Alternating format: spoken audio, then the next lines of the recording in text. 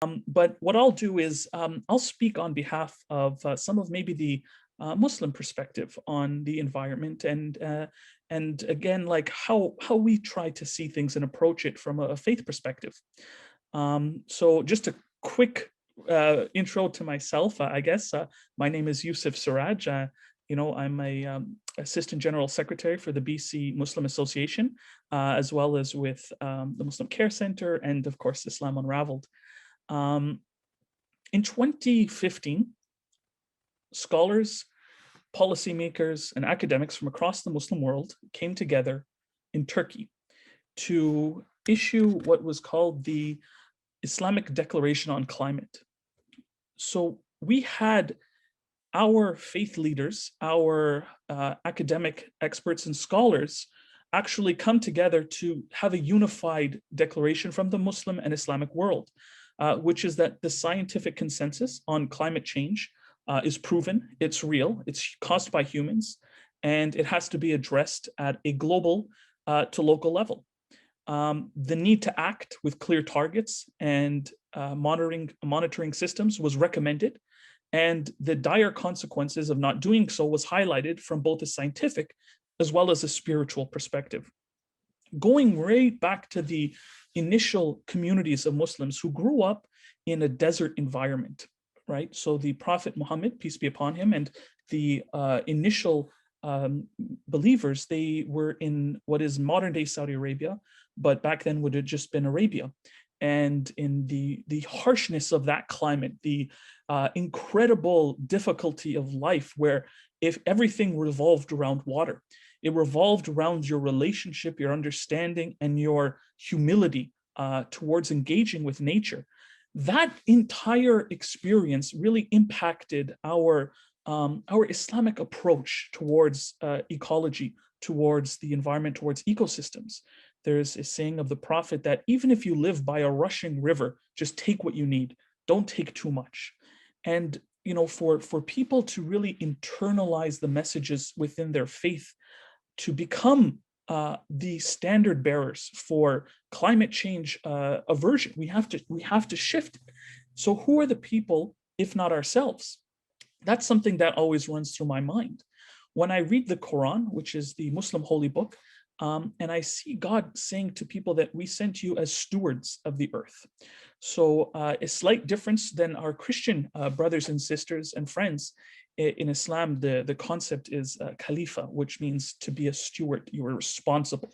You are entrusted with. It's called an imana, which is something that has a practical as well as spiritual as well as legal meaning towards it.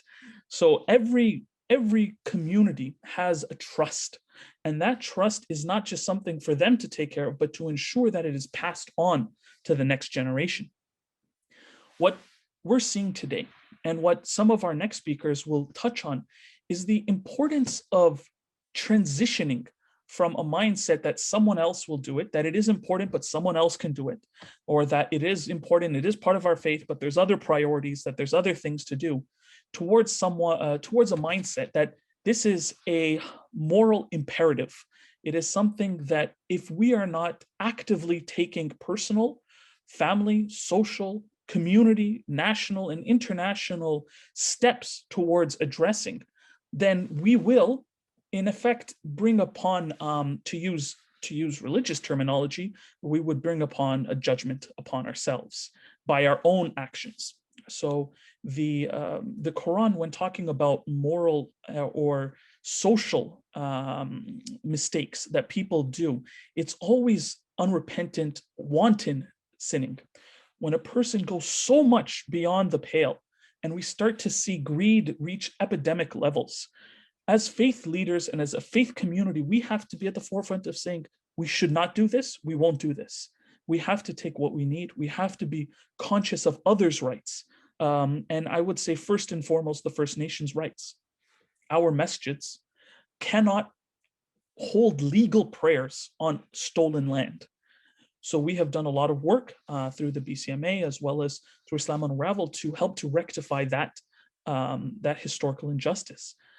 In addition to that, when I'm talking with a lot of the youth in the Muslim community, and our next speaker, Miriam, she's going to touch on this in more detail, but I see the demand, the yearning from a youth as well as a spiritual perspective, that we need to connect with our morals, enable our communities to be able at the forefront of making this change, whether it's political, whether it's activist, whether it's education, providing resources, or standing in solidarity with our allies.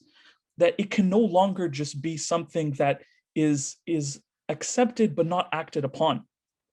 I would say that the Muslim community of British Columbia is blessed to be here, where we can have access to water, where it's not like we're in the Middle East or in the deserts of Arabia, where every single day is a struggle for life and people gain an appreciation. However, I will say that as faith communities, if we're not careful, then that difficult life will be not just some parts of the world, but everywhere. And I don't think as stewards of this earth, as inheritors from previous generations, and as the people responsible to passing on this planet to our future generations, that would be something that we would want to do. So that's just a brief perspective to talk practically about what Muslim youth are doing, as well as looking at it from a perspective of active change. I'm going to pass it on to our next speaker, Miriam Noor Vahid.